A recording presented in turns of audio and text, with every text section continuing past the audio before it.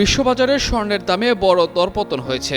Spot মার্কেটে স্বর্ণের দাম ১.৮% কমে প্রতি আউন্স ৪,৫৬৩.৬৪ ডলারে দাঁড়িয়েছে। বাজার বিশ্লেষকদের মতে মধ্যপ্রাচ্যে যুক্তরাষ্ট্র অতিরিক্ত সেনা মোতায়েন করতে যাচ্ছে এমন একটি প্রতিবেদনের পর ডলারের মান বেড়ে যায়। এতে করে তেলের দাম বাড়ার আশঙ্কা তৈরি হয়েছে, যা ভবিষ্যতে মূল্যস্ফীতি এবং সুদের হার বৃদ্ধির সম্ভাবনাও জোরদার করছে। অন্যদিকে এপ্রিল ডেলিভারির জন্য যুক্তরাষ্ট্রের স্বর্ণ ফিউচার্সের দাম 0.7 কমে প্রতি আউন্স ৪,৫৭৪.৯০ ডলারে নেমে আসে। বিশ্লেষকদের ধারণা, ডলার শক্তিশালী থাকলে এবং সুদের হার বাড়ার সম্ভাবনা থাকলে স্বর্ণের উপর চাপ অব্যাহত থাকতে পারে, কারণ এ সময় বিনিয়োগকারীরা সাধারণত স্বর্ণের পরিবর্তে ডলারের মতো সম্পদে বেশি ঝুঁকে পড়েন। এদিকে পবিত্র ঈদ উল ফিতরের দিনেও বিশ্ববাজারে স্বর্ণের এমন দরপতন বিনিয়োগকারী ও সাধারণ ক্রেতাদের মধ্যে ব্যাপক চাঞ্চল্যের সৃষ্টি করেছে।